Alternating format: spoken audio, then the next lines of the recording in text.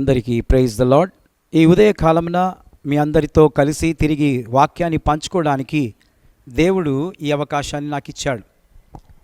కాబట్టి జాగ్రత్తగా మీరు వాక్యాన్ని వినాలని ప్రభు పేరట మనవి చేయుచు ఉన్నాను. ప్రియమైనటువంటి దేవుని బిడ్డలారా, ఈ రోజున మన ధ్యానాంశం ఏంటంటే, ఇంకా ఎన్ని రోజులు ఈ కష్టాలు? అయ్యో, ఎందుకు ఈ కష్టాలు? నాకేనా ఇంత కష్టం?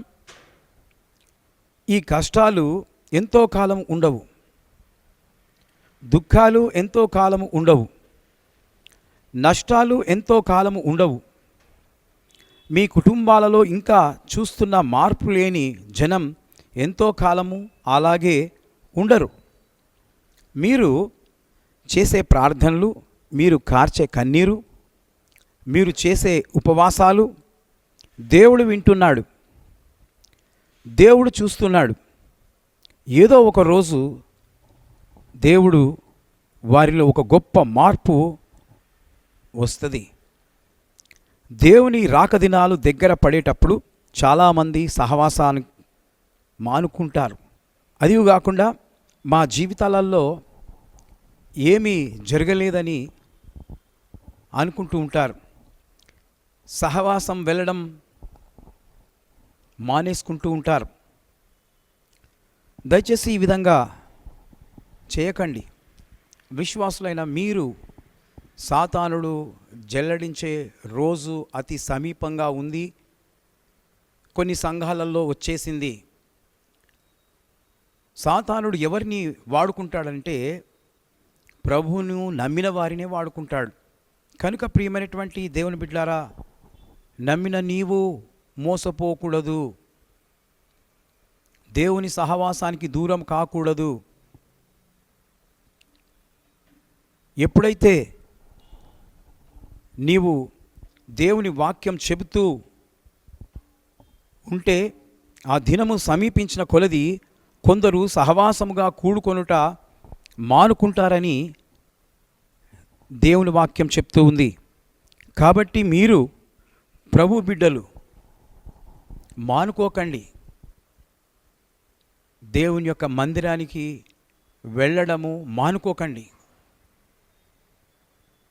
ఎప్పుడైతే మీరు మానుకుంటారో దేవునికి దూరం అయిపోతారు. మీరు అనుకుంటారు, నేను ప్రార్థనే చేస్తున్నాను, వాక్యమే చదువుకుంటున్నాను అని నీవు అనుకుంటావు, నేను బాగానే ఉన్నాను అనుకుంటావు. కానీ దేవుని వాక్యం ఈ విధంగా బోధిస్తుంది. ఎప్పుడైతే మందిరానికి దూరం అవుతామో దేవునికి కూడా దూరం అవుతాం. కాబట్టి మీరు అలాంటి మార్పు మీలో రాకూడదని ఈ మాటలు చెప్తూ ముగిస్తున్నాను. దేవుడి మాటలు దీవించి ఆశీర్వదించునుగాక. May God bless you.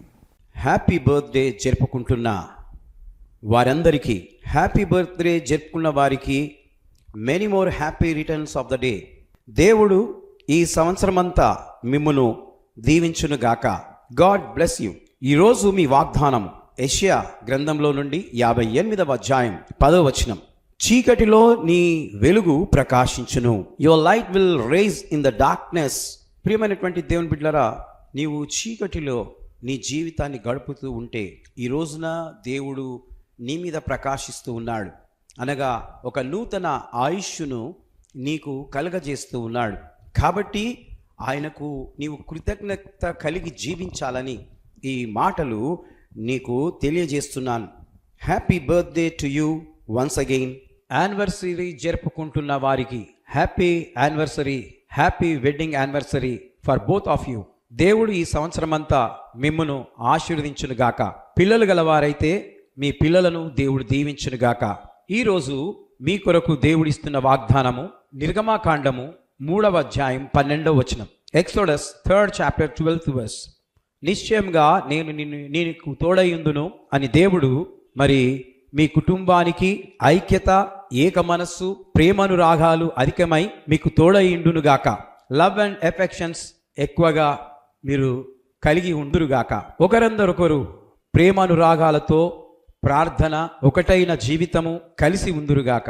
ఎన్నో యానివర్సరీలు, కృపా మీకు చేసుకునులాగున తోడయుండును గాక. సిల్వర్ జూబిలీ, గోల్డెన్ జూబిలీ మరియు ప్లాటినం జూబిలీ కూడా మీ జీవితంలో జరుగునట్లుగా నేను ప్రార్థిస్తూ ఉన్నాను. Praise the lord. దేవుడు మిమ్మల్ని దీవించును గాక. ఆ విధంగా వివాహ దినాలను జరుపుకొందురుగాక. Amen. Prayer for journey and healing.